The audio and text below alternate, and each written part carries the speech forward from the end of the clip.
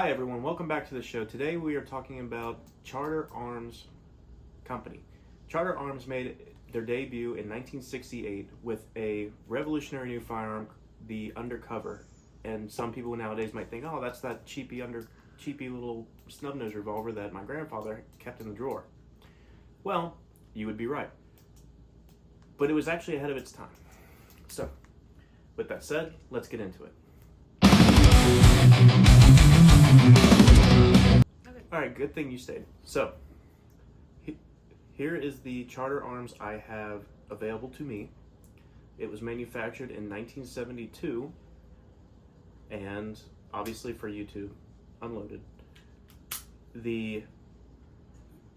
Let's start off with talking about the history of the firearm. So, there's not much actual history I know of this thing. I know my grandfather got it to protect his old meat market, but we'll leave that aside. But let's talk about the history of the company. So the company was founded by a guy named McCallahan. We'll go with McCallahan. McCallahan founded Charter Arms Company after working with famous revolver companies like Colt and Ruger, and he was not happy with their gun designs. He thought they were a little archaic, and he didn't feel like he had the freedom to design firearms the way he wanted to. So he started his own company with another guy who was a side partner. Not important though. And he did that in 1964. So as a result of his experience working in firearms, he came across some things that he figured he could change. One of the major things was the amount of moving parts in the double action revolvers of the time. Because of that, he made a simpler revolver, which it's hard to display here because the revolver does not come apart very easily, because unlike other revolvers, this is one solid frame. Outside of the cylinder arm, trigger, grip, this is one solid frame. It is really hard to take these things apart. That's one con to them, but there are so many positives.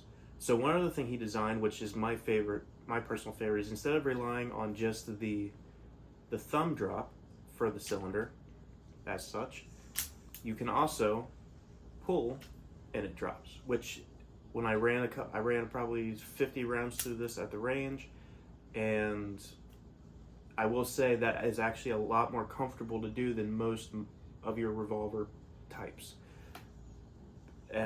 Something else he did that you see in a lot of modern guns, but they didn't have it at the time. In the 60s, they still had the direct firing pin on the hammer. You'll see that this one is missing.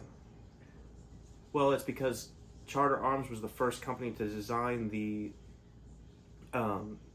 firing pin safety block, whatever you want to call it, the blocking pin, I think is what it's called. Yeah, hammer block system.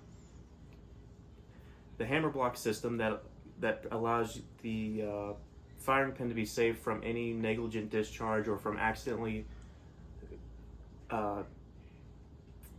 cooking a round off when decocking the gun, as so.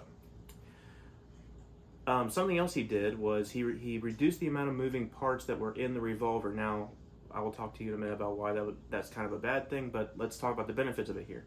So this little firearm is only 16 ounces. Your average pocket revolver at the time was somewhere between 20 to 22 ounces. That includes your Smith & Wesson Model 36, your snub-nosed Colt Police revolver. Again, for the time, this is a very lightweight, easy to make revolver. Going back to some of the issues I have with it, there's two major things. Obviously, the fact that it's one solid frame means that the cleaning it and maintaining it is going to be hard, because you don't have as much clearances to actually get to the things. But at the same time, it was designed for that reason, because it was made with minimal parts. Well, in doing so, it gave it such a heavy trigger pull for a revolver. Like, typically a double action revolver has a heavy trigger pull when you're shooting it from the double action stage. But as you can see, once you get to that point there, it is heavy. That is all the grip in my thumb to do that. which if you're already trying to, so snub noses, especially doesn't matter what caliber they are. Snub noses are jumpy firearms. If you're trying to shoot multiple rounds in a self-defense case, you have to focus you have your mindset on getting back on target, but now you also have to have your mindset on, oh, this is a heavier trigger than most other firearms. But if you train with it, you're fine. It's just a personal preference for me. With all that said, this is the Charter Undercover 38 Special Revolver, manufactured by Charter Arms. And company's gone on to make a lot better guns nowadays. Like, this thing is cool and all, but I'm not much of a snub-nosed guy. And most revolvers have been antiquated with time. For as much as this weighs and for how much it costs, you could find a reliable double action 9mm 380 that gives you more rounds, not as much of a kick. So just like everything else in the firearm industry, things adapt over time. Unfortunately, the snub-nosed revolver is something of an antique. I would not recommend anybody carrying a snub-nose unless it's like your dresser gun or your bedside gun. But it's still a cool piece of history because, I mean, later development, 1964, you're already seeing the much more popular firearms like the Beretta, Cheetah, PPK, all these other smaller carry guns that are not nearly as they don't kick as hard, and they're carrying more rounds. So it was just interesting to see that in kind of like a dying age of revolvers, this guy came out and was like, hey, I finally have some ideas to make this better. And I think it was a little too late for the time, but there are some still avid revolver enthusiasts out there. I have one, my dad has one, a lot of people in my family have one. Actually, this was loaned to me by my grandfather, so we have our own shared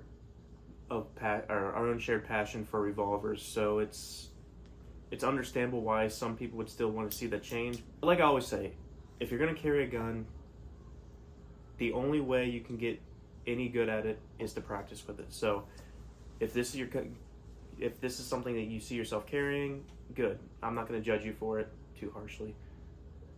Just as long as you train with it, get accurate with it, because that's essentially the important part. And with that said, that is today's video. I hope you enjoyed it. Always keep your head on a swivel, watch your six, and have a good night.